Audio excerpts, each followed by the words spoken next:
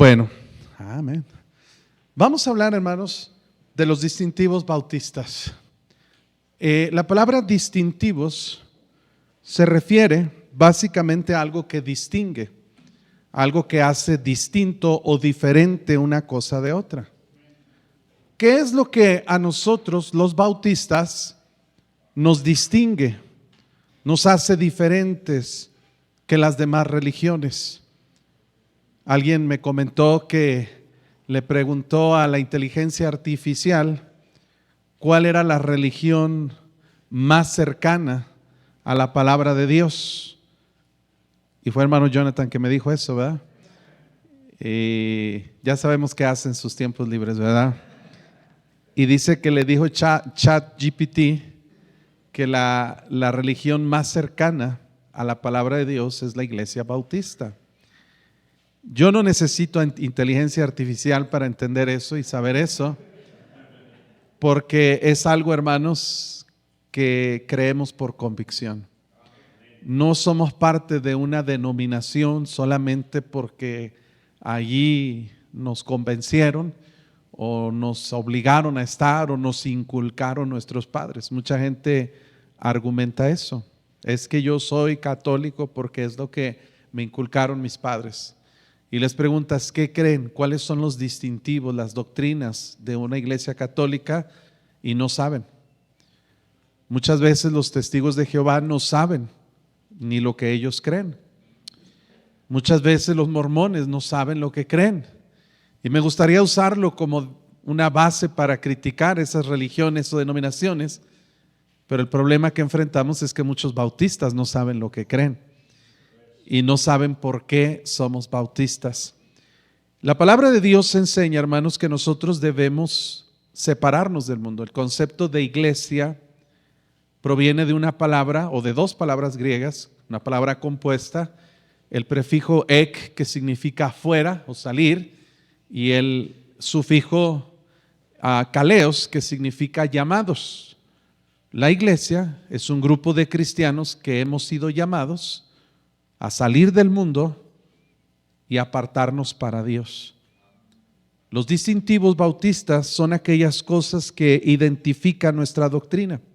Hay muchos de los que podríamos hablar, pero principalmente vamos a hablar de los principales características que distinguen a una iglesia bautista de todas las demás religiones. Ahora, tenemos que entender algo, hermanos.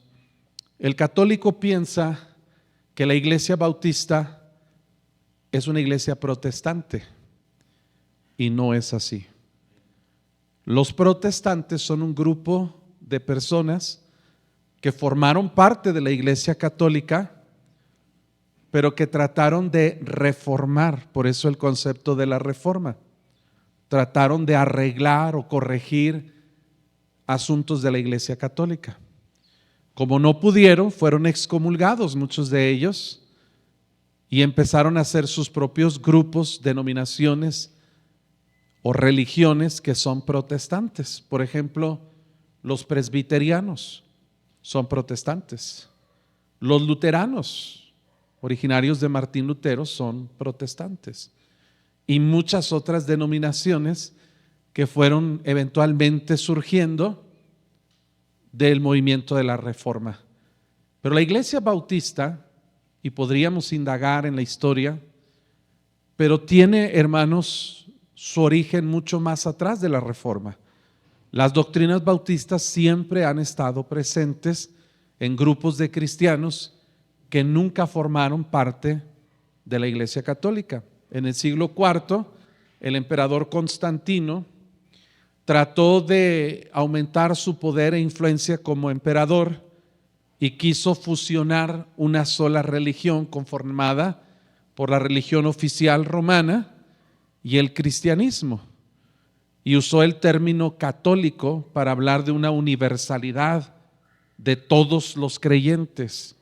Por eso se llama Iglesia Católica Romana, pero comenzó como tal en el siglo IV por el emperador Constantino. Pero antes de eso, hermanos, había muchos grupos de cristianos de quien tenemos registros históricos y tenemos hasta copias de escritos y declaraciones de fe que ellos tenían, que son exactamente iguales a lo que nosotros creemos hoy en día. Podríamos hablar muchos conceptos y muchos diferentes grupos de organizaciones o de cristianos que se mantuvieron firmes. Por ejemplo, nada más por darle algunos nombres y no meternos mucho a este tema de historia, pero por ejemplo, a algunos se les llamó y se les clasificó por quienes los lideraban.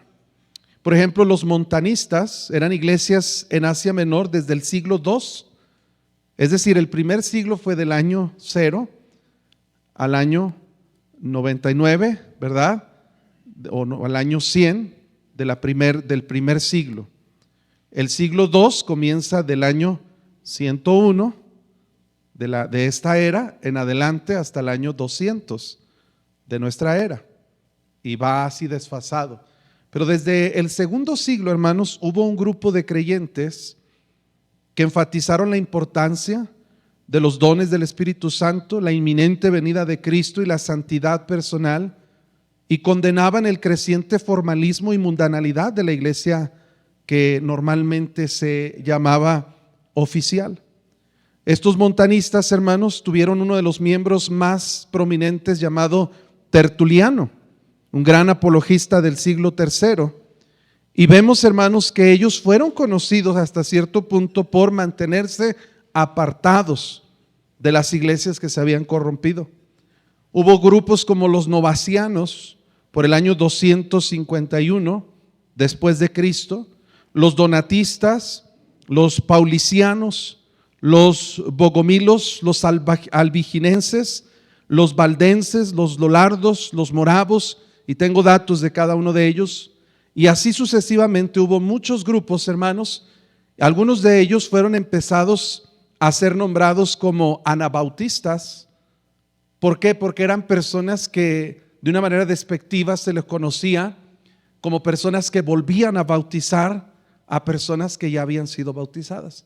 El problema con la Iglesia Católica es que empezó a enseñar que el bautismo tenía una parte importante en la salvación de una persona, y lo volvieron un sacramento y enseñaron, por ejemplo, fue hasta el siglo, y esto va a ser algo, hermanos, que tal vez cause un poco de debate o confusión, porque en el siglo IV, hermanos, un hombre llamado Agustín de Hipona, que era católico, sacerdote católico, y fue muy estudioso de muchas de las doctrinas que los calvinistas adoptaron en la Reforma, empezó a enseñar acerca de la depravación total del ser humano y sacó el concepto del pecado original de Adán que nos fue heredado a nosotros. Entonces, para resolver el asunto del pecado original, la manera que una persona podía ser salva tenía que ser bautizada. ¿Me está escuchando? Ahora, yo sé que eso se nos ha enseñado a veces, y hay muchas cosas que se nos han enseñado que vienen o tienen orígenes fuera de la palabra de Dios. Amén, hermanos. No estoy causando debate ni confusión, solo estoy viendo hechos históricos. Si tiene duda, puede preguntar. ¿Tiene algo que decir? Puede decirlo. No estamos aquí imponiendo ninguna filosofía ni ninguna opinión, ¿ok? Hermanos, creían que el bautismo salvaba, y por eso empezaron a establecer el bautismo como un sacramento para la salvación de la gente. El problema es que había bebés que morían y no llegaban a una edad para ser bautizados. En aquel tiempo todas las iglesias bautizaban por inmersión. No existía tal concepto como bautismo por aspersión ni por infusión. Todas las denominaciones entendían que el bautismo significa sumergir en agua, y es un concepto literal. Entonces, ¿cómo vamos a permitir que personas que traen el pecado original, la depravación total y la condenación, puedan ser salvos? Y comienza el bautismo de infantes, proclamado por la Iglesia Católica. ¿Sí me está siguiendo, hermano? Entonces, eso dio pie incluso a que muchas iglesias reformadas, como los presbiterianos, como Juan Calvino, Lutero, seguían creyendo que los bebés debían ser bautizados para quitarles el pecado original. Y eran conceptos, hermanos, que crearon mucha confusión y crearon mucho problema durante el tiempo de la Reforma. Pero los anabautistas nunca adoptaron esa doctrina. Ellos siempre creyeron, hermanos, la salvación por gracia de Dios, por medio de la fe, no por obras, únicamente a través de Jesucristo y no a través del bautismo. ¿Vamos bien, hermanos? Los anabautistas fueron perseguidos muchas veces hasta incluso por los reformadores. Los presbiterianos, el mismo Juan Calvino, perseguía a los anabautistas y los mataba. ¿Por qué? Porque decían, ustedes quieren ser bautizados, los bautizaba y los ahogaba en los ríos. Como fue adoptada en Ginebra su religión y una adoptación que hicieron de la religión estatal o oficial en Ginebra, metieron lo que era el protestantismo, hermano, como una religión oficial, lo mismo que la Iglesia Católica, pero con ciertos cambios que ellos adoptaron. Los anabautistas es como un precedente, hermanos, del concepto del nombre bautistas. La primera vez que se usa el nombre bautistas es por allá, por el siglo XVII, en los años 1620 y algo. Les puedo dar el dato exacto. Pero este nombre surge, hermanos, en Inglaterra. Y es desde que se empieza a utilizar el concepto y el término de bautistas. Es ahí cuando surge este concepto, hermanos, y hasta la fecha. Por ejemplo, si usted consulta en internet cuándo se originó o cuándo fueron fundados los bautistas, Google le va a decir, hermanos, que sucedió en el año 1644 y le va a mencionar nombre, ¿verdad?, de algunas personas que tuvieron que ver en sus orígenes, pero la doctrina no comenzó ahí. Solamente fue el nombre que se adoptó para la iglesia bautista. Hay libros que enseñan, por ejemplo, el rastro de la sangre, que enseñan historia de los bautistas hacia mucho más atrás, incluso hasta los tiempos del Señor Jesucristo. Ahora, el nombre no es lo más importante, sino lo que nosotros creemos, lo que nosotros enseñamos. Vamos a usar lo que se llama el acróstico bautista. El acróstico es una manera de enseñar usando la primera letra, ¿verdad?, o las letras consecutivas de una palabra y formando frases con el nombre bautista como letra inicial. Y eso va a ser más fácil de recordar.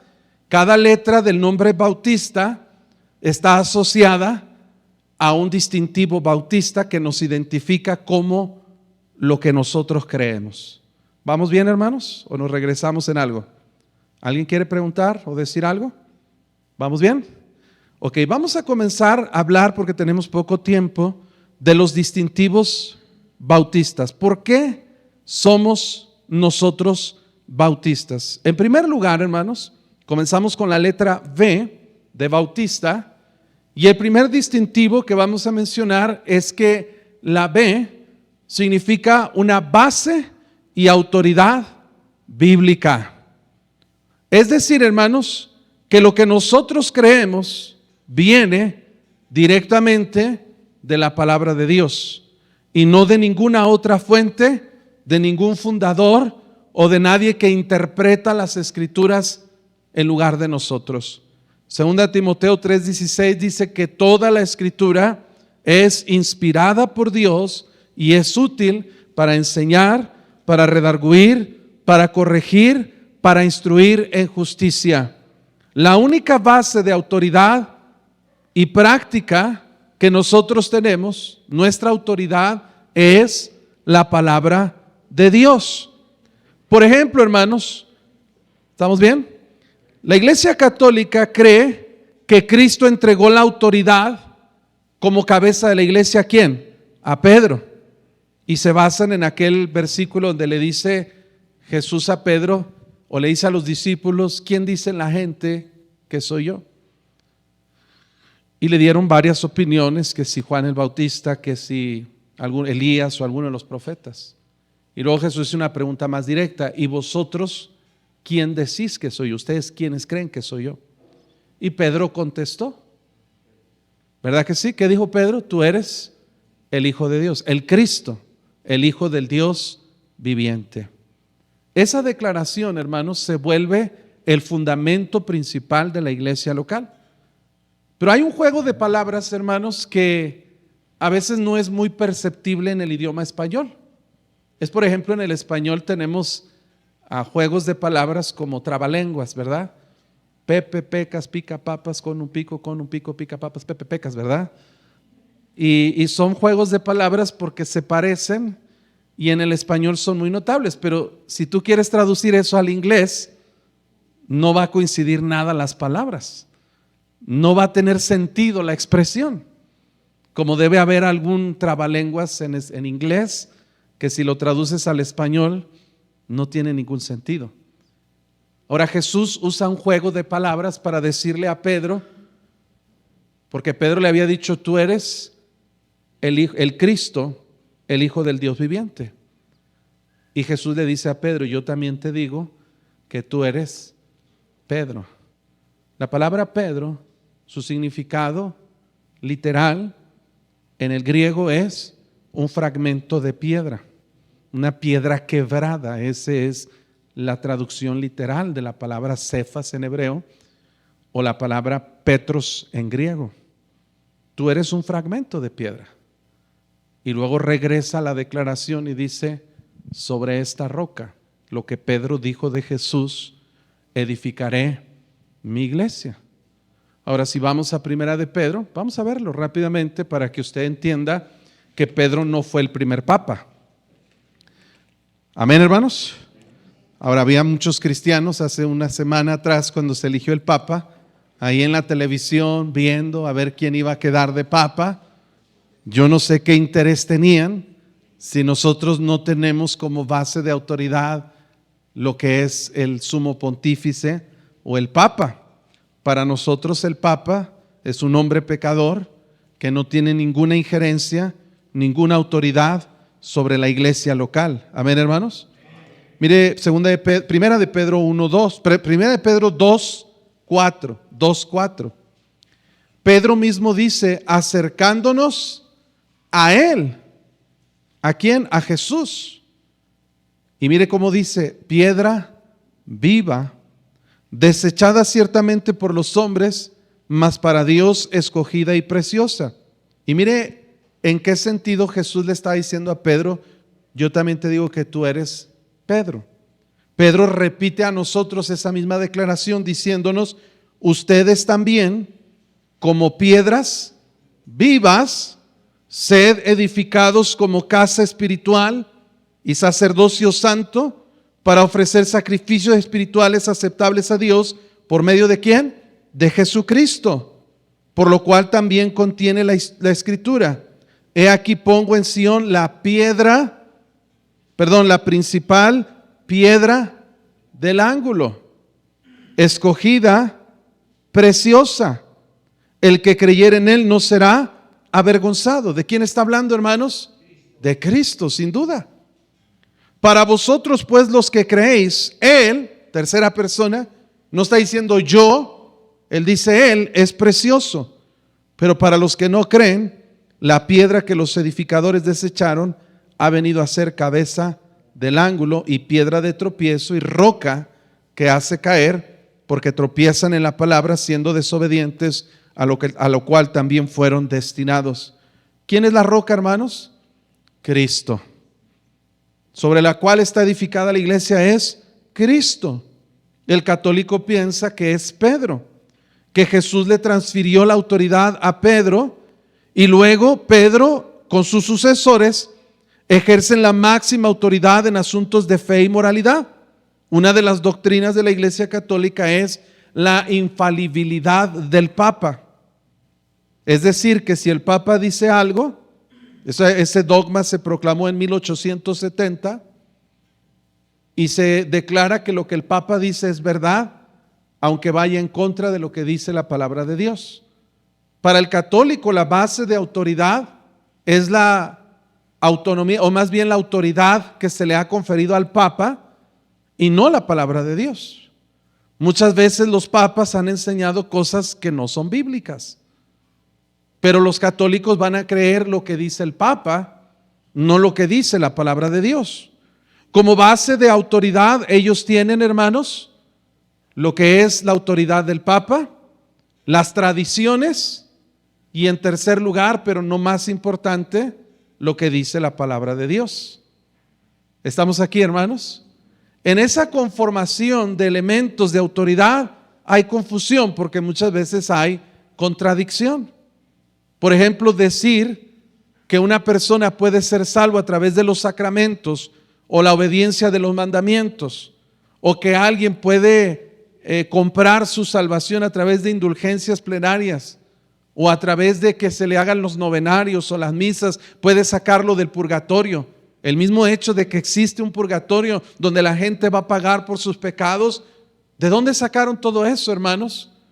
De ideas que ellos inventaron, que ellos proclamaron, incluyendo poner a María como la Madre de Dios, y en algunos credos católicos se cree que María es la cuarta persona de la Trinidad. ¿Hasta qué punto, hermanos, llegan las blasfemias? El problema con las iglesias, a diferencia de las iglesias bautistas, radica en su base de autoridad. Por ejemplo, iglesias protestantes tienen fundadores humanos. La iglesia luterana fue fundada por Martín Lutero, salido del catolicismo romano en Alemania en 1520. La iglesia presbiteriana salió de la Reforma, fundada por Juan Calvino, salió del catolicismo en Suiza en el año 1536. La iglesia anglicana, fundada por el rey Enrique VIII de Inglaterra, nunca fue protestante, pues persiguió a los protestantes y murió como católico, pero no aceptó la autoridad del Papa en el año 1534. Fue siempre, hermanos, un grupo antagónico a la iglesia católica. La iglesia de Escocia reformada, fundada por Juan Knox en 1559, tuvo lo que Juan Knox predicaba. Iglesias congregacionales fundadas por Roberto Brownie en Inglaterra en el año 1580. La iglesia metodista fue fundada por Juan Wesley en Inglaterra en el año 1739. La iglesia pentecostal, de la cual hay muchas ramas diferentes, fueron iniciadas por Charles Parham en Estados Unidos en 1901. La iglesia del Nazareno fue fundada por George Sharp en Escocia en 1906. Y así podemos seguir la lista, sin incluir aquí a los testigos de Jehová, a los mormones y a otras tantas denominaciones que tuvieron su fundador. Pero la base de autoridad y práctica es lo que radica el distintivo que caracteriza a los bautistas. Nosotros no dependemos de un fundador, de alguien que nos dijo qué creer o cómo eran las cosas, porque tenemos directamente acceso y libre conciencia para creer lo que enseña la palabra de Dios. Amén, hermanos. Los bautistas no tienen un fundador humano.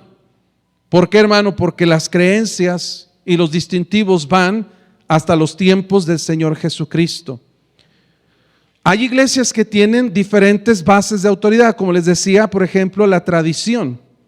Por ejemplo, la autoridad episcopal, la autoridad papal y otros muchos tipos, hermanos, de autoridad, razonamientos humanistas y muchas otras formas de gobierno y de autoridad.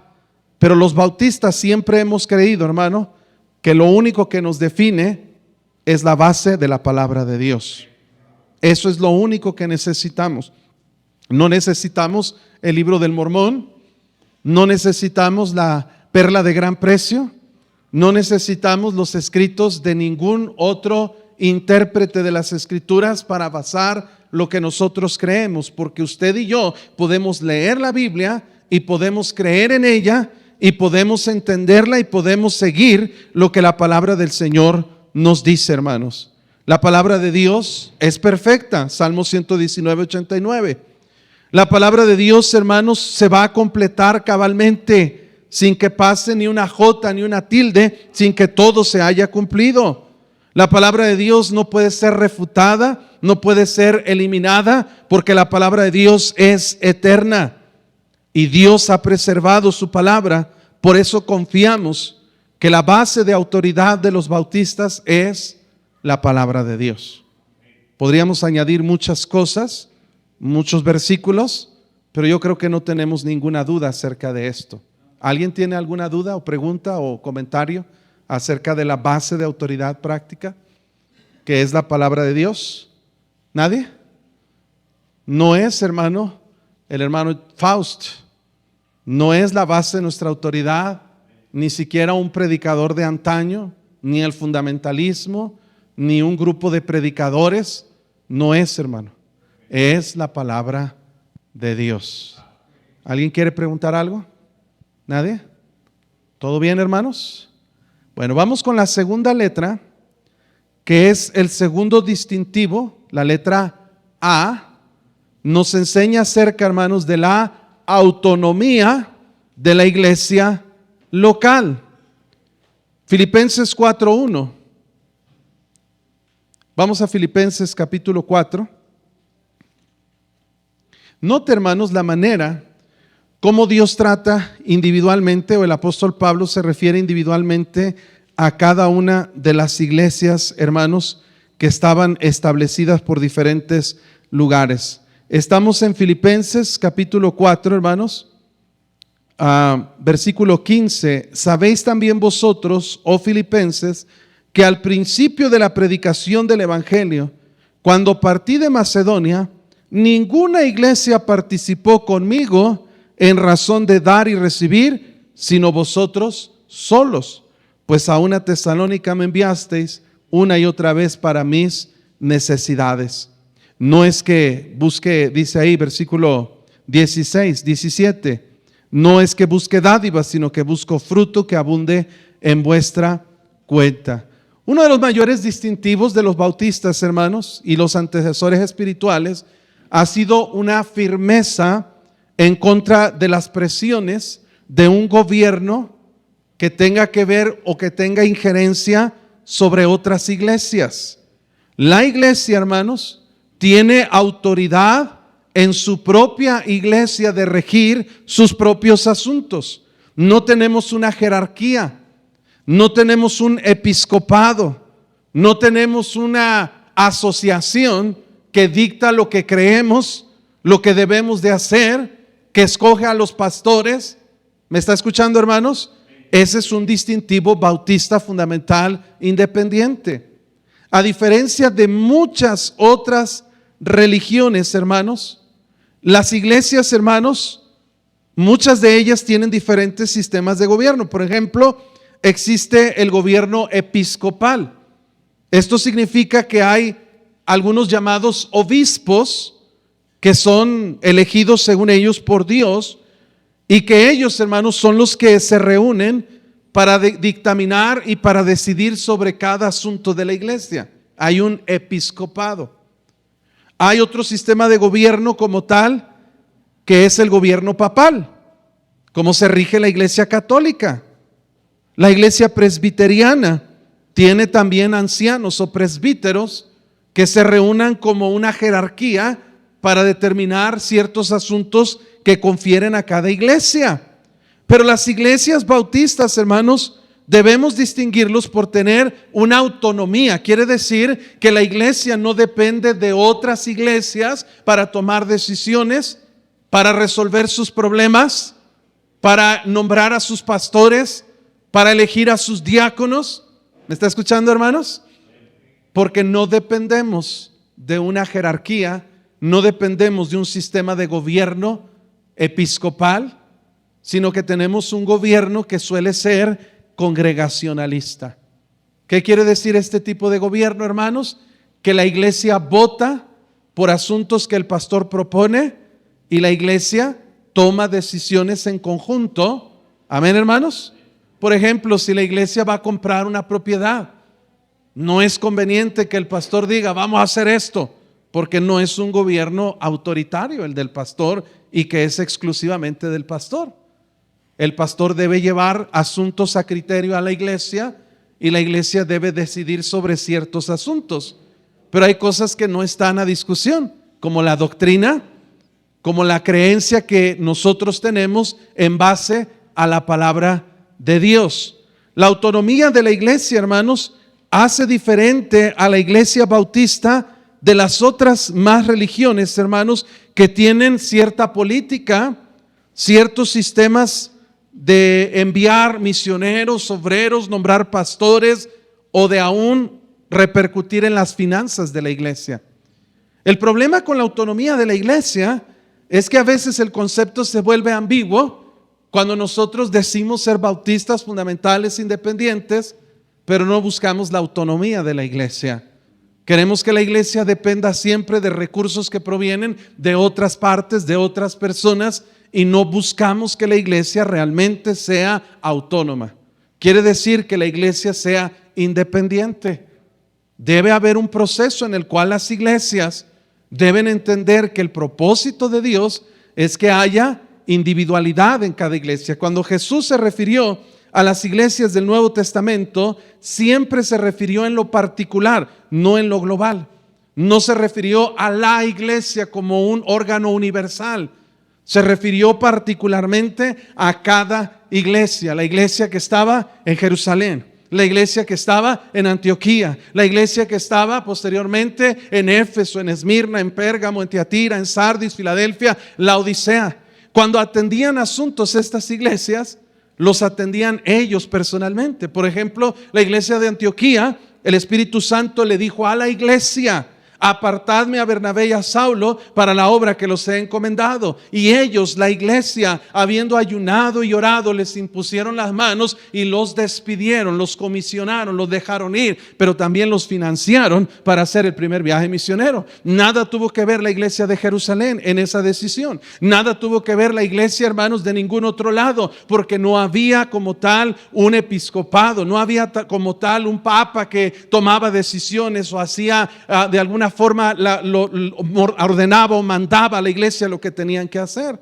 Cada iglesia era autónoma, era independiente, y aunque se ayudaban mutuamente, como cuando la iglesia de Jerusalén tuvo necesidad económica y Pablo fue a recaudar fondos para ayudar a esa iglesia, no era algo, hermanos, que tuviera que ver con una jerarquía. Era un asunto de solidaridad, era un asunto, hermanos, de cristianismo, donde los hermanos de Macedonia le rogaron a Pablo que los dejara participar, que les diera el privilegio de participar en ese servicio para los santos.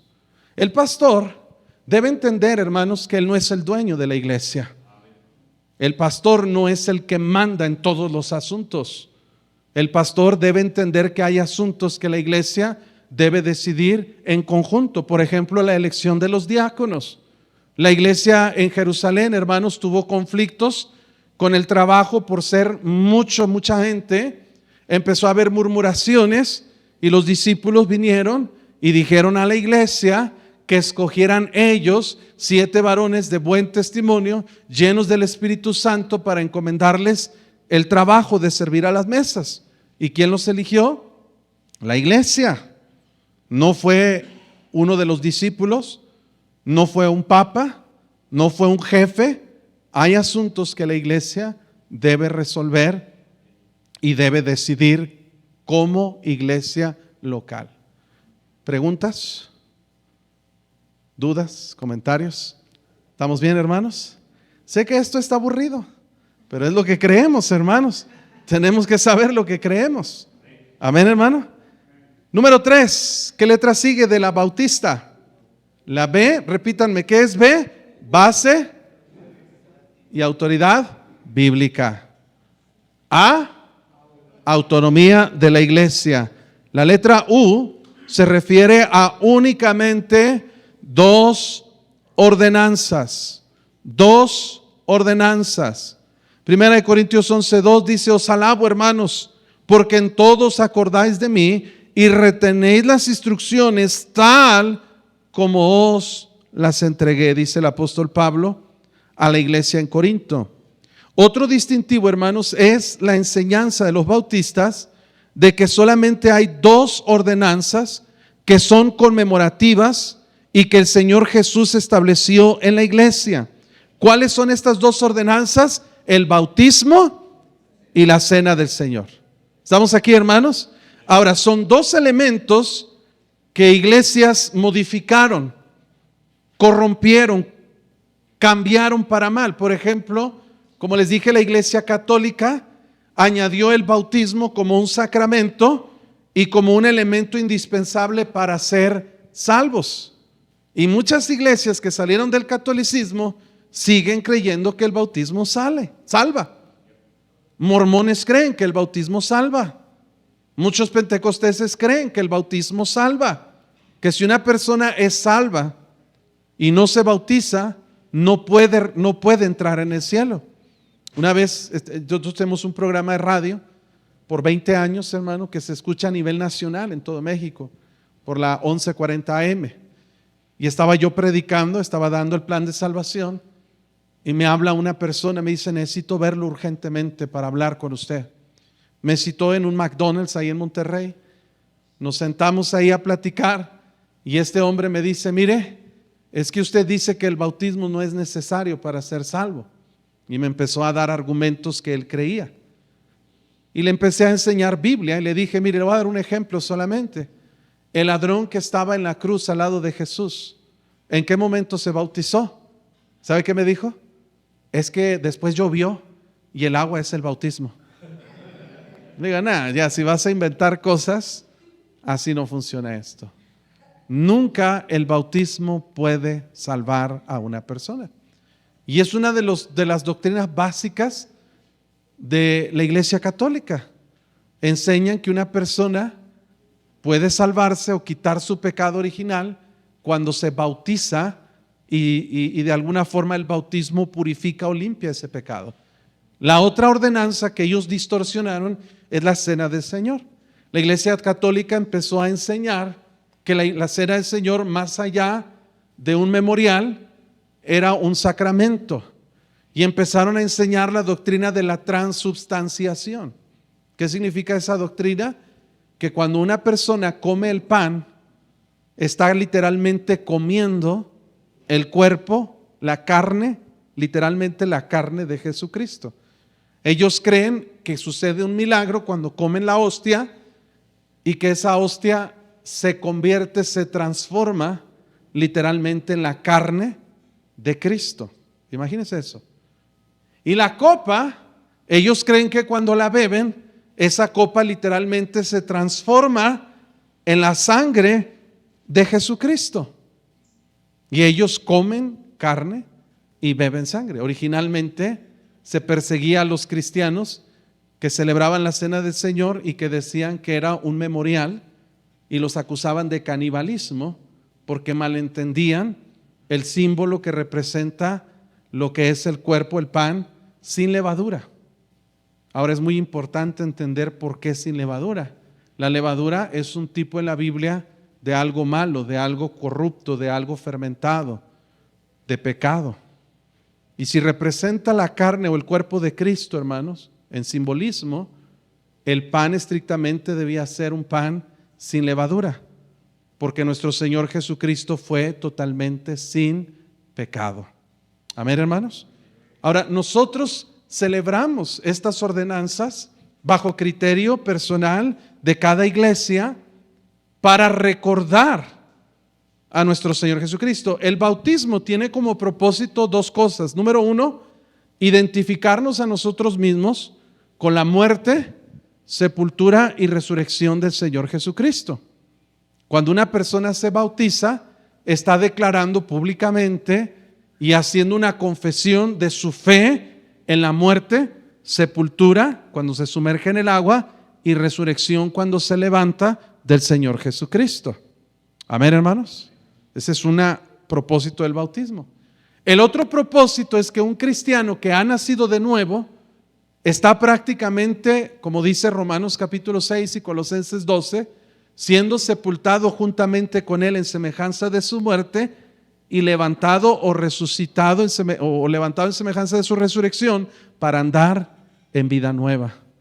Un creyente que se bautiza entiende que es salvo por gracia de Dios, reconoce públicamente su fe en el Evangelio, en la muerte, sepultura y resurrección de Cristo, pero también hace el creyente, en cierta manera, un simbolismo de su compromiso, hermanos, para vivir una nueva vida en Cristo. ¿Me está siguiendo, hermano? El bautismo en la Biblia nunca fue efectuado a los 3 o 4 o 5 meses de que una persona fue salva. El bautismo siempre ocurrió inmediatamente después de la salvación. En Hechos capítulo 2 dice la Biblia que 3,000 personas fueron salvas y bautizadas, y se añadieron aquel día 3,000 personas. El mismo día que recibieron la palabra, fueron bautizados. Vea todos los ejemplos bíblicos. El único que no sucedió el mismo día fue el apóstol Pablo, porque no había quien lo bautizara en ese momento. Pero hermanos, en lo que entró a Damasco y Ananías fue a buscarlo, lo primero que hizo fue bautizarlo. Después de darle la vista, fue bautizarlo. Hermano, un creyente no debe esperar para ser bautizado. No se puede hacer un curso de capacitación de 6 meses, de 1 año. Yo he estado en iglesias, hermanos, donde los miembros tienen que votar y autorizar si alguien se bautiza o no. Llegó una persona a nuestra iglesia y me dijo: pastor, usted mencionó que si alguien se quiere bautizar, se puede bautizar. ¿Es cierto eso? Le dije: bueno, ¿usted ya recibió a Cristo como su Salvador? Dice: sí, hace como 1 año. ¿Y por qué no se ha bautizado? Porque la iglesia donde yo iba, los hermanos votaron que yo no estaba listo para bautizarme. Le dije: bueno, pues aquí nomás necesitamos un voto, el de usted misma. Y si usted se quiere bautizar, ahí está el agua, como dijo el etíope: ¿qué impide que yo sea bautizado? Y Felipe le dijo: si crees, puedes. Y descendieron ambos del carro y le bautizó. Bíblicamente el bautismo es inmediato después de la salvación. Tiene 2 propósitos, y la cena del Señor, hermanos, es representativa. Quiere decir que es un memorial de lo que Cristo hizo en la cruz del Calvario por nuestros pecados. Solamente hay 2 ordenanzas. No podemos añadir más sacramentos, no podemos añadir más requisitos más que los que el Señor mismo, Él mismo hizo. Ahora, preguntas sobre la cena del Señor. ¿Cada cuánto se debe hacer? Jesús no estableció una regla. Jesús dijo: todas las veces que comieres este pan, todas las veces que bebieres esta copa, la muerte del Señor anunciada es hasta que Él venga. No hay una regla que dice que debe ser cada mes, o cada semana, o cada año, o cada 6 meses. En eso cada iglesia tiene la facultad de decidir cada cuánto hacerla. ¿Me está siguiendo, hermanos? Pero tiene que hacerla. Así como tenemos que bautizar, también tenemos que conmemorar la muerte y la resurrección de nuestro Señor Jesucristo. ¿Vamos bien, hermanos? Ok, ¿alguna pregunta hasta aquí? ¿Todo bien? ¿Dudas? Es muy fácil, ¿verdad? Lo que estamos viendo. Entonces tenemos la B, base de autoridad, la Biblia. A, autonomía de la iglesia. U, únicamente 2 ordenanzas: bautismo y cena del Señor. Luego, ¿qué letra sigue, hermanos? La T, ¿verdad? La T declara que todo creyente es sacerdote. Todo creyente es sacerdote. Primera de Pedro 2:9, por favor, vamos a verlo. Primera de Pedro 2:9. ¿Qué distingue la iglesia bautista de otras denominaciones, de otras religiones? Los distintivos bautistas son lo que nos hace a nosotros distinguirnos, lo que nos hace diferenciarnos de otras iglesias. Creemos que todo creyente es un sacerdote. Primera de Pedro 2:9. Dice: mas vosotros sois linaje escogido, real sacerdocio, nación santa, pueblo adquirido por Dios, para que anunciéis las virtudes de aquel que os llamó de las tinieblas, ¿qué dice, hermanos? A su luz admirable. Bueno, uno de los rasgos que contrastan más la iglesia bautista que la iglesia católica, porque a veces alguien te va a preguntar, hermano, ¿y qué diferencia hay entre los católicos y los bautistas? Y lo primero que debes decir es que nosotros no adoramos ídolos. El católico te va a decir, nosotros tampoco. Ellos creen que no adoran ídolos. Ahora sabemos que ellos adoran ídolos. ¿Verdad que sí, hermanos?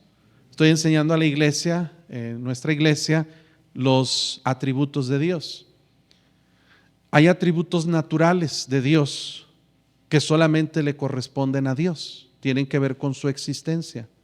Nadie más puede tener características que le corresponden única y exclusivamente a Dios. Si alguien más tiene estos atributos, también sería un Dios. ¿Me está siguiendo, hermano? Pero solo hay un solo Dios. Un Dios en tres personas. Dios el Padre, Dios el Hijo y Dios el Espíritu Santo. Amén. Solo Dios es, por ejemplo, Dios es eterno. Amén, hermanos. Solo Dios es, por ejemplo, omnipresente. ¿Qué quiere decir? Que Él está en todas partes. Solo Dios es omnisciente. Quiere decir que solo Dios sabe todo, sin excepción. Dios es omnipresente, omnisciente y omnipotente. Solo Dios puede hacer todas las cosas.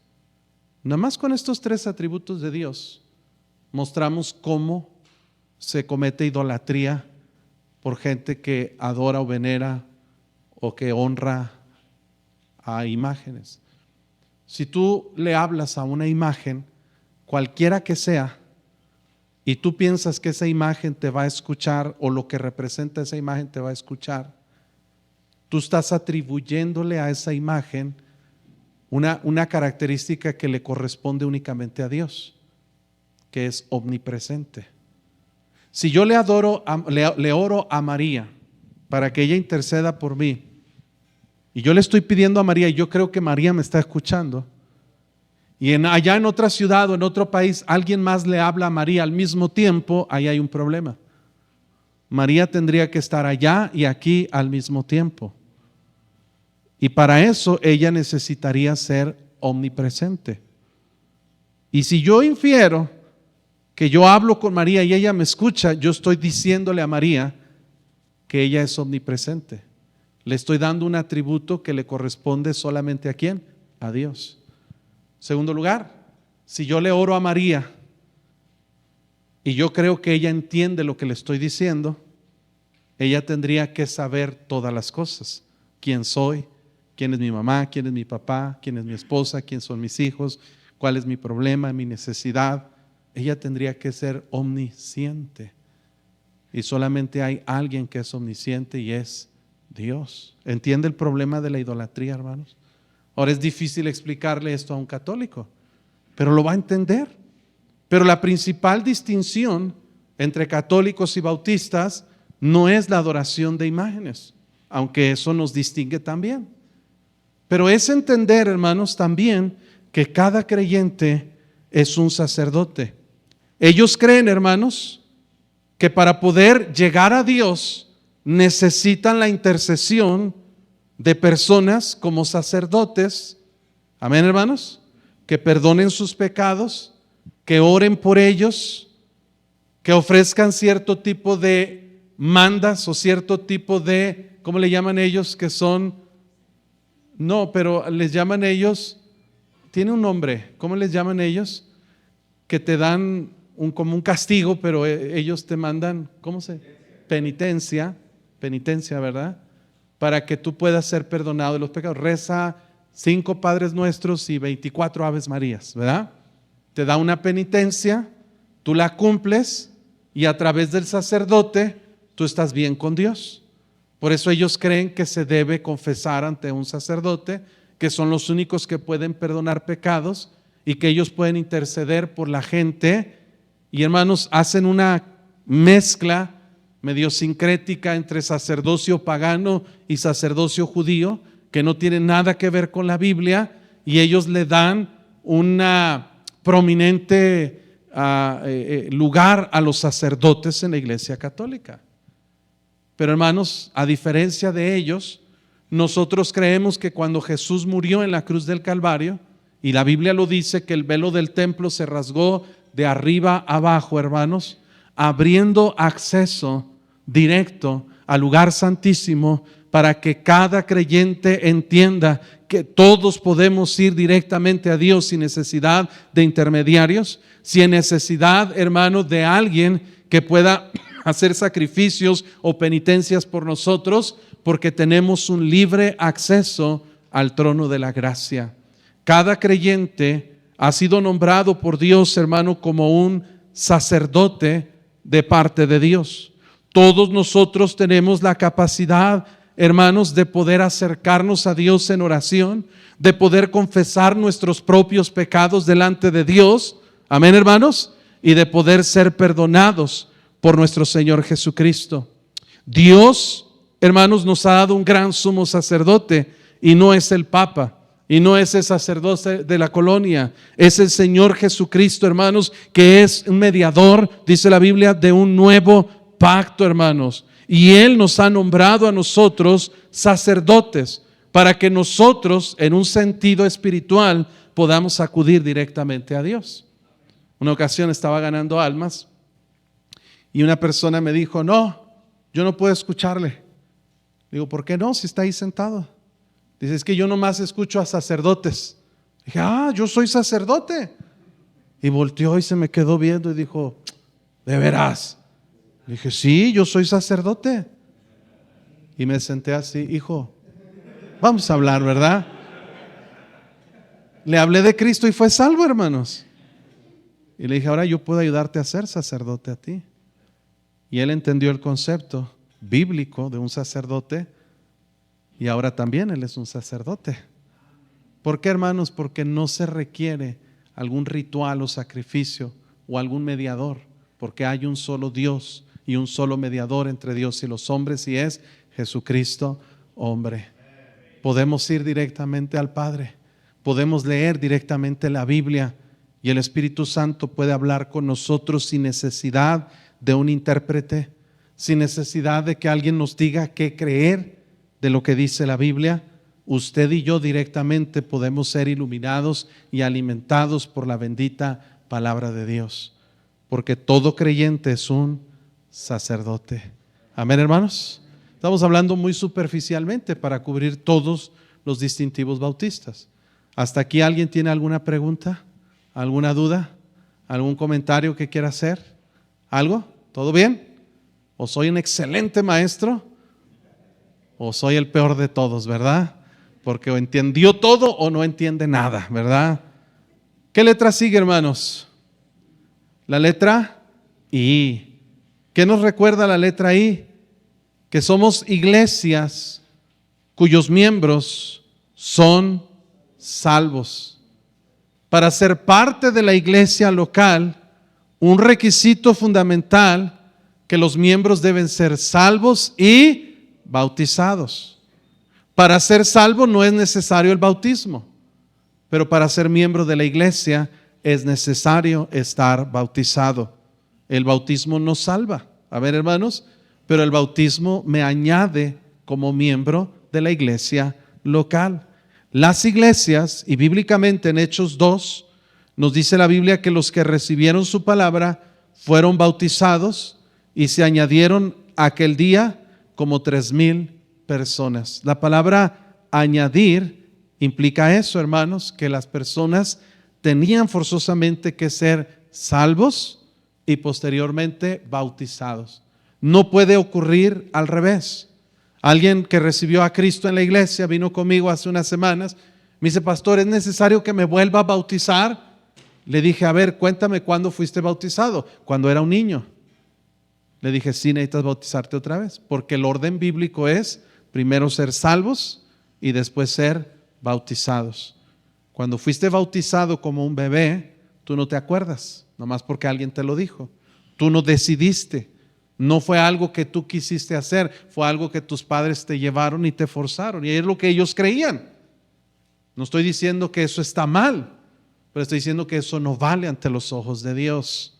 Amén, hermanos.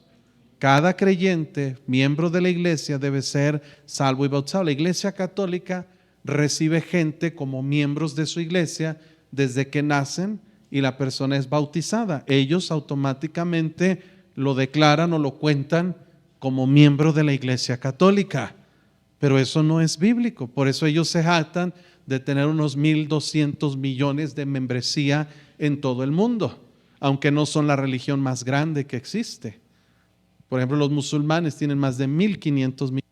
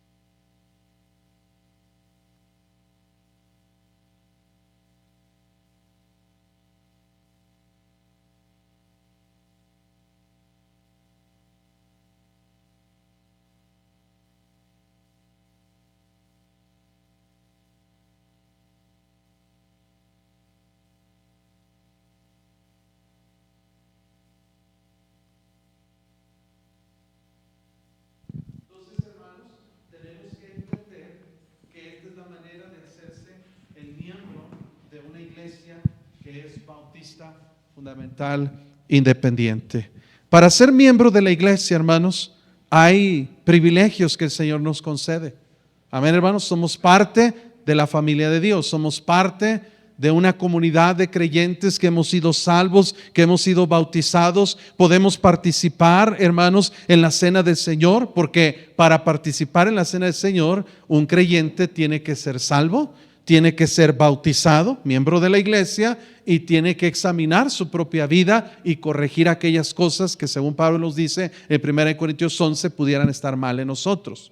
Pero tenemos la obligación de participar en estas ordenanzas, hermano. Pero para ser miembro, yo tengo el privilegio de participar en la cena del Señor. Tengo el privilegio de votar por los asuntos que se tratan en la iglesia. Tenemos voz y tenemos voto sobre algunos asuntos que se nos dan a elegir. Aceptamos y también elegimos cargos como el del pastor, como el del diácono. Amén, hermanos. Tenemos muchos beneficios por ser miembros de una iglesia, pero también tenemos responsabilidades. Responsabilidades es asistir fielmente a la iglesia, no cada que tengamos oportunidad, sino, dice la Biblia, no dejando de congregarnos como algunos tienen por costumbre. Hermano, quítese la idea de la mente de que usted puede estar bien con Dios si no está bien con la iglesia local. Hay muchas personas que creen, no, pastor, me dijo alguien la semana pasada, pastor, yo tengo 3 años de no congregarme, vino a la iglesia, pero dijo, pero pastor, yo nunca me he alejado de Dios. Le dije, sí, eso dice Satanás 3:14. Porque son mentiras, y algunos lo están buscando, ¿verdad? Son mentiras que Satanás quiere que los cristianos crean. Que puedes estar bien con Dios sin estar asistiendo a una iglesia. No se puede, hermanos. No se puede. Para estar bien con Dios, tienes que ser miembro de una iglesia y tienes que participar activamente en la funcionalidad de esa iglesia. Este domingo prediqué un mensaje a la iglesia sobre la importancia de la iglesia como el cuerpo de Cristo. El apóstol Pablo hace un estudio, un análisis, hermano, del cuerpo humano y lo asemeja o lo simboliza con la funcionalidad de la iglesia. Pablo dice, así como un cuerpo se compone de muchos miembros, así la iglesia se compone de muchos miembros. Un solo miembro no puede conformar un cuerpo. Si tú ves una cabeza ahí, tú no dices que es un cuerpo. No puede ser un cuerpo si no tiene varios miembros y que esté funcional ese cuerpo. ¿Puede existir un cuerpo sin un miembro? Sí, pero el cuerpo no va a funcionar igual. Por eso Dios nos compara a nosotros como miembros del cuerpo de Cristo. miembros de la iglesia. Y conformamos, hermanos, un organismo vivo, y el propósito del cuerpo es estar unido a la cabeza, que es Cristo, y nosotros contribuir para el crecimiento y la funcionalidad del cuerpo de Cristo, que es la iglesia. Qué importante es ser miembro de una iglesia, y qué importante es mantenernos firmes en una iglesia. ¿Puede un cuerpo, hermanos, quitarse un miembro y trasplantarlo a otro cuerpo? Sí se puede. Médicamente hablando se puede. Y puede sobrevivir el cuerpo y puede sobrevivir el miembro. Pero no es lo más recomendable. No se debe hacer de manera indistinta, como decir, te cambio la mano por la mía. Eso no es lógico. Oye, me gusta más tu nariz, vamos a trasplantarnos la nariz. Te cambio mis orejas por las tuyas. Eso no es lógico. ¿Cómo nosotros suponemos que es normal que estemos en una iglesia y luego en otra, y luego en otra, y luego en otra? ¿Podemos sobrevivir? Sí, pero no es el plan de Dios. Dios dice, separados del cuerpo no podemos sobrevivir. Amén, hermanos. Es importante entender nuestros privilegios, pero también nuestras responsabilidades. Debemos ser fieles a la iglesia como lo somos al Señor. Asistir con fidelidad a los cultos, ser activo en la iglesia, trabajando y ejerciendo mis dones espirituales, participando en la cuestión financiera, diezmando, dando a misiones. El creyente que es miembro debe estar comprometido con la función y operación de la iglesia. Amén, hermanos. Debemos tener buen testimonio, responsabilidades del miembro de la iglesia. Debemos hacer nuestra parte para que el cuerpo crezca, para que la iglesia crezca, predicando el evangelio, ganando almas para Cristo, trayendo fruto a la iglesia. El creyente debe orar por su iglesia, orar por sus pastores, orar por los hermanos en Cristo. El cristiano que es miembro de la iglesia, hermanos, tiene privilegios, pero también tiene responsabilidades. ¿Estamos aquí, hermanos? Parte de los distintivos es que los miembros son salvos y bautizados. Amén, hermanos. Luego que sigue la letra S, ¿verdad? La S declara, hermanos, el distintivo de la separación entre la iglesia y el Estado. Separación entre la iglesia y el Estado. Jesús dijo, ¿verdad?, cuando le preguntaron si era lícito dar tributo al César, Él dijo, dad al César lo que es de César y a Dios lo que es de Dios. Hay una distinción entre el gobierno y la iglesia. Los bautistas creemos que la única manera en que el principio espiritual de la libertad de conciencia puede ser garantizado es por el resultado que produce el principio de la separación de la iglesia y el Estado. No era el plan de Dios que la iglesia infiriera en los asuntos del gobierno, que la iglesia controlara al gobierno o que el gobierno controlara a la iglesia. Y eso es un principio fundamental de los bautistas, hermanos. Creemos que debe haber una separación entre la iglesia y el Estado. El gobierno no debe decirnos lo que nosotros creemos, pero tampoco nosotros como iglesia debemos decirle al gobierno lo que tiene que hacer o lo que no tiene que hacer. Por mucho tiempo la Iglesia Católica tuvo esta injerencia, hermanos, en asuntos gubernamentales.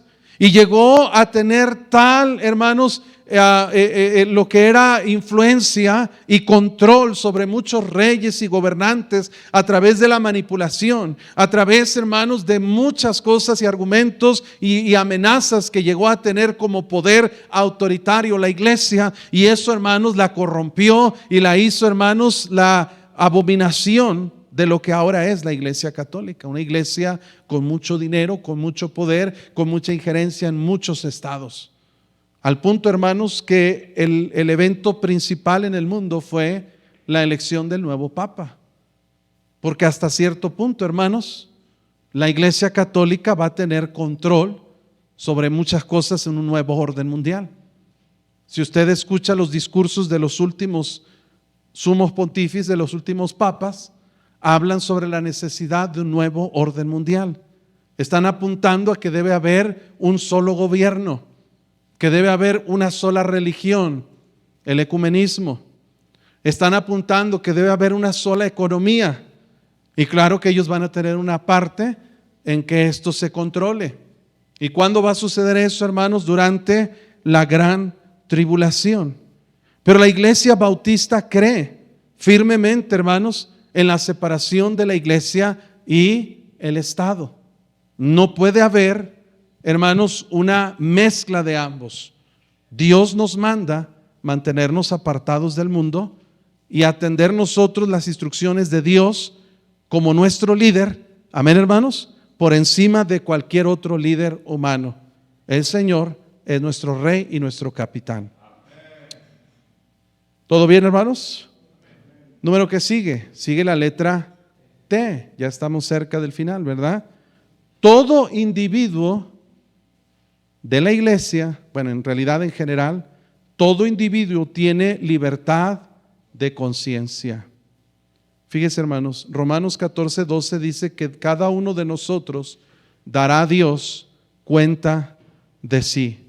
El papel, hermanos, el papel preponderante de los bautistas en pro de la libertad religiosa es su contribución más grande al cristianismo.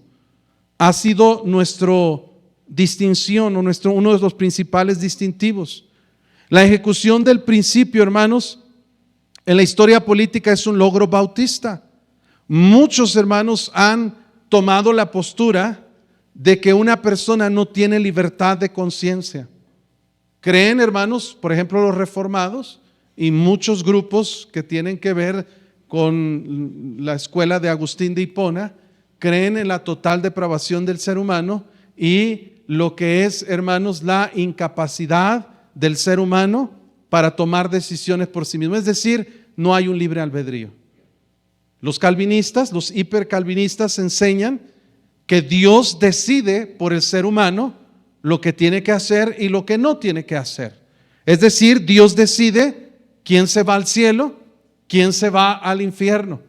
Y es la soberanía de Dios la que determina a dónde va cada persona. Eso enseña, hermanos, mucho de la Reforma y mucho de calvinismo, hablando de hipercalvinismo.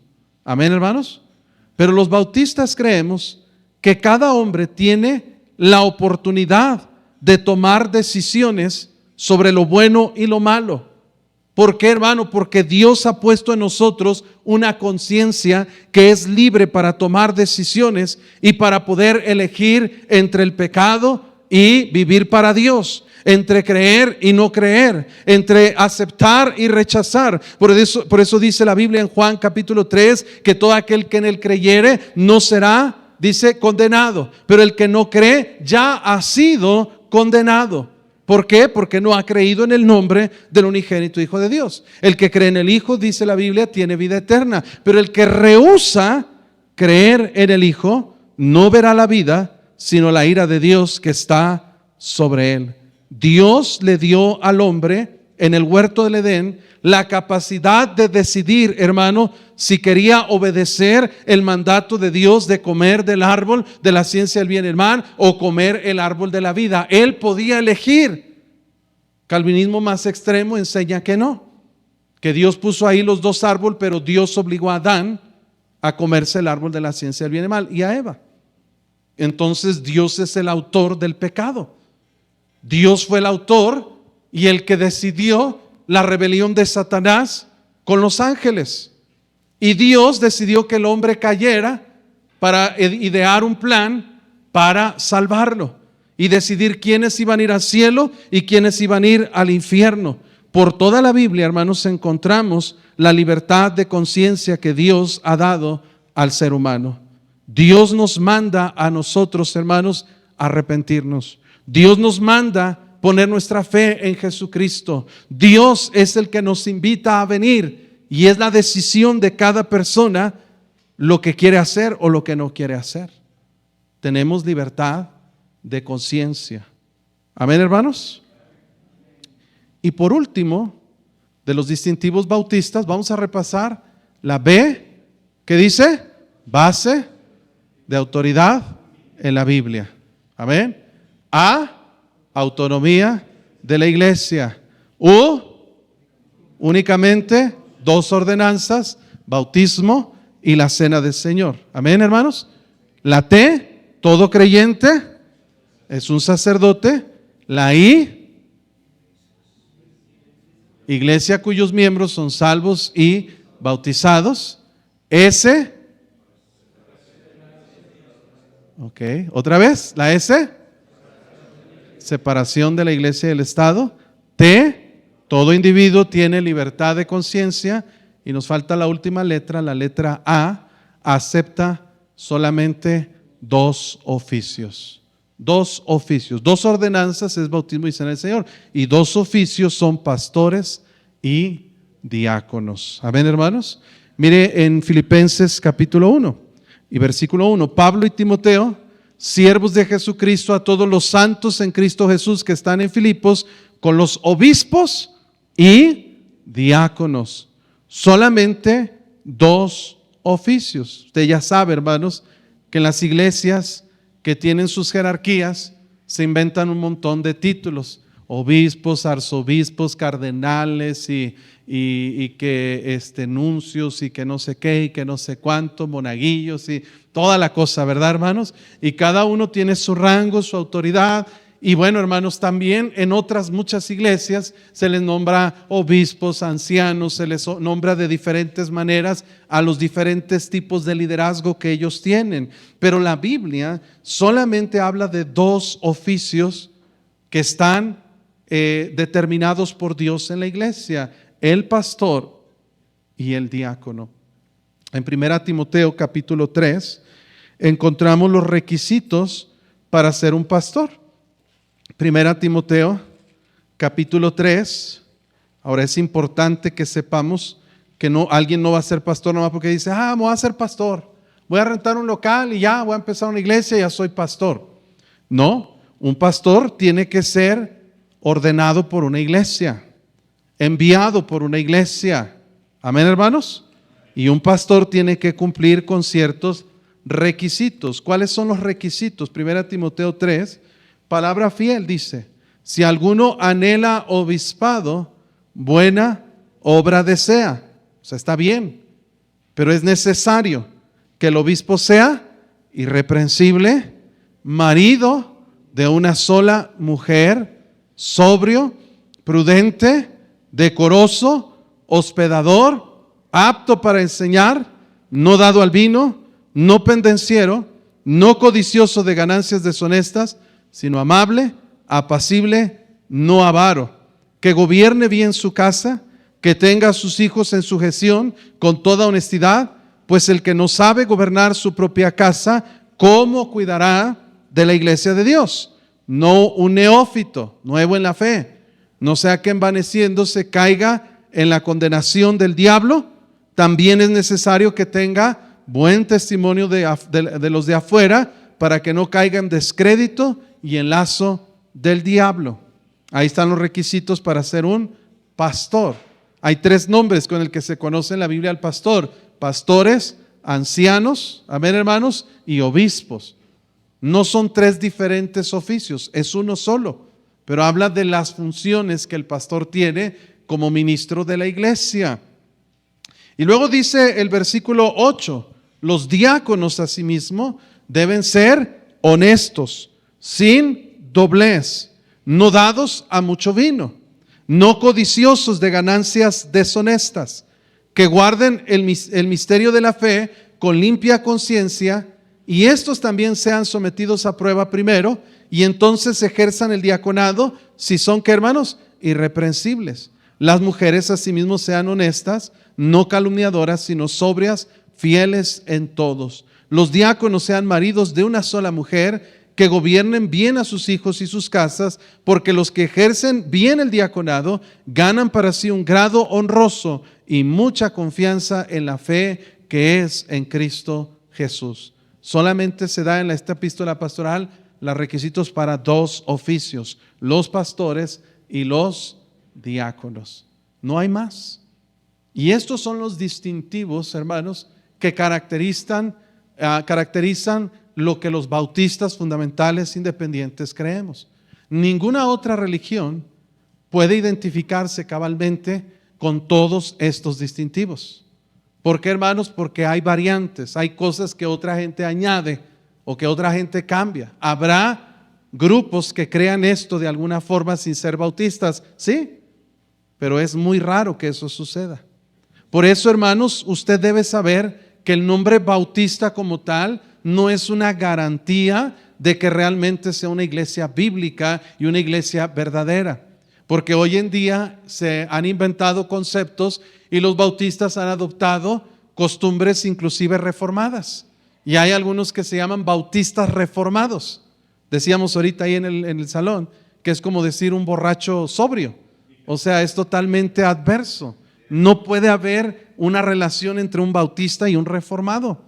Los cristianos bautistas fundamentales no nos alimentamos ni dependemos de la doctrina reformada, porque tiene muchas inconsistencias y más parecidos, muchos de ellos, con la Iglesia Católica que con la palabra de Dios. Por eso los cristianos, hermanos, no estudiamos y no escuchamos las enseñanzas de los calvinistas principales como John MacArthur, como Paul Washer, como John Piper, como todos esos hermanos que están enseñando y agarrando mucha influencia, porque hay cristianos que no saben distinguir los distintivos bautistas y se deslumbran por lo que ellos enseñan y creen lo que ellos enseñan. Cuidado, hermano, porque Pablo le dijo a Timoteo: ten cuidado de ti mismo y de la doctrina. Ahora, hermanos, ¿habrá alguna pregunta, algún comentario que alguien quiera hacer? Pastores, siéntanse en libertad de aportar algo o de añadir algo que se nos haya pasado. ¿Alguien quiere decir algo? ¿Alguien, hermanos? Tenemos unos pocos minutos para preguntar o para aportar.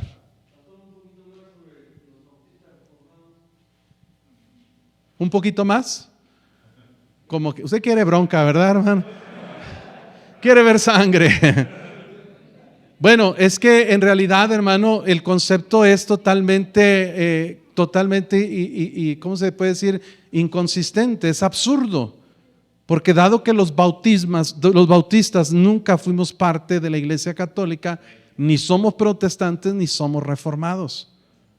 Un bautista que se identifica como reformado es que ha adoptado doctrinas no bautistas y ha adoptado doctrinas o presbiterianas o luteranas o calvinistas o de otra índole, pero se quiere esconder con una apariencia de piedad, como dijo el Señor, como dijo Pablo a Timoteo: tendrán apariencia de piedad, pero con los hechos negarán la eficacia de ella. De los tales dice: apártate. Creo que un cristiano, hermano, debe ser cuidadoso y celoso de la doctrina y no dejarse engañar por grupos que han cambiado su enseñanza y su doctrina. Los distintivos bautistas tienen, hermanos, miles de años que se han enseñado. Hay muchos grupos antes de la Reforma, hermanos, que creían y que se mantenían en los principios de la palabra de Dios, y podemos nosotros estudiarlos, leerlos y ver que creían lo mismo que ahora creemos. Dios no cambia, su doctrina no cambia. No necesitamos nosotros por qué cambiar ni actualizar absolutamente nada. Entonces, hermano, un cristiano no debe confundirse con la idea. Y otra cosa, hermanos, fíjense, una de las, voy a usar la palabra dicotomía, sí, que se cree es que los cristianos somos o calvinistas o arminianos. ¿Y cómo nos identificamos nosotros? ¿Son calvinistas o arminianos? No existe tal dicotomía, hermanos, porque los bautistas no somos calvinistas ni somos arminianos, somos bíblicos, porque el primer distintivo es que nuestra base de autoridad, la palabra de Dios. No es Arminio y no es Calvino y no es Lutero y no es ningún otro de los reformadores. Nosotros creemos lo que enseña la palabra de Dios y hay diferencia en ello. Amén, hermanos. ¿Alguien más? ¿Todo bien? Bueno, sí, hermano. Es calvinista, abierta y declaradamente. absolutamente. Juan Manuel Vaz es declarado abiertamente calvinista y muchos otros que enseñan muy bonito. Y es que ese es el problema, hermanos, que para engañar emplean con astucia las artimañas del error. Pareciera que tienen más habilidades, más facilidad de palabra que nosotros, que somos a veces considerados como ignorantes, como personas del vulgo y sin letra, como los discípulos, pero no dependemos de sabiduría humana, dependemos de lo que el Espíritu Santo nos guía y nos enseña, y no podemos nosotros atribuirle a Dios. Pero Juan Manuel Vaz abiertamente es calvinista. ¿Alguien más, hermanos? Sugel Michel es calvinista. Hermano Luis de Dios es calvinista. No, no es cierto, ese no es calvinista. No. Él es bautista fundamental independiente. No es cierto, es broma, es broma. Amén, hermanos. ¿Alguien más quiere preguntar algo? Bueno, ¿puede dejar tiempo, pastor? Adelante.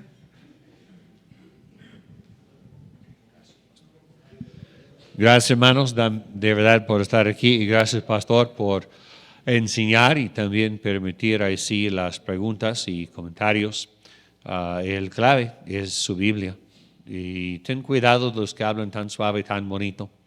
Hay los que antes andaron bien y ya no. Y un año yo frustré, voy a confesar. Estuve quejando al Señor y dije, ¿por qué no tenemos los grandes seminarios en el Perú? Y empezar a nombrar algunos seminarios que yo conozco en todas partes del Perú, que ya son algunos abiertamente calvinistas, otros van a ofender si usted los llama calvinista, pero en toda su práctica ya están ahí, ya predican contra ganar almas, ya están bajando sus estándares, ni parece nada de bautista, nada bíblico. Y yo empecé a quejar, Señor, ¿qué es esto? Y la verdad es que todos esos seminarios empezaron como independiente, bautista, fundamental, ganando almas. He salido con sus jóvenes, algunos no tan lejos, y me dijeron, sí, el original me ganó por Cristo ahí en el parque. Ya predican en contra de ganar almas. Fui al norte, el hombre me ganó por Cristo allá, ya predican en contra de ganar almas. Fui al centro, un hombre estaba conmigo, yo gané un alma por Cristo. Y dice, yo recuerdo haciendo esto cuando estuve en el seminario, corrimos las rutas y lo demás, y ahorita, ya no. Y la verdad es que tuvimos los bautistas independientes fundamental, tuvimos varias instituciones grandes que todavía siguen, pero ya no igual. Y perdón, pero a nosotros nos toca para enseñar la verdad y mantenerlo. Y como dice Pablo a él, que no permiten enseñar diferente doctrina. ¿Qué es diferente? Pues no es lo mismo. Y cualquiera que viene a enseñar doctrina que no es lo mismo de la Biblia, no debe permitir. No importa qué tan suave, qué tan bonito, qué tan gringo se enseñe, eso no debe ni permitir que entre. Vamos, ya su pregunta para él, yo solo estoy predicando. Vamos, Señor, gracias por ese momento. Gracias por la enseñanza. Señor, bendice por favor a nosotros y ayúdanos a avanzar tal como nos ha indicado. Llévenos, Señor, con bien. Señor, ayúdanos a entender de tu palabra, por lo cual queremos lo que creemos y prediquemos lo que prediquemos, para que con toda confianza podamos nosotros proclamarlo y, Señor, pararnos firmes sobre su palabra, que nada ni nadie nos puede desviar. En el nombre de Cristo oramos. Amén. Gracias, hermanos.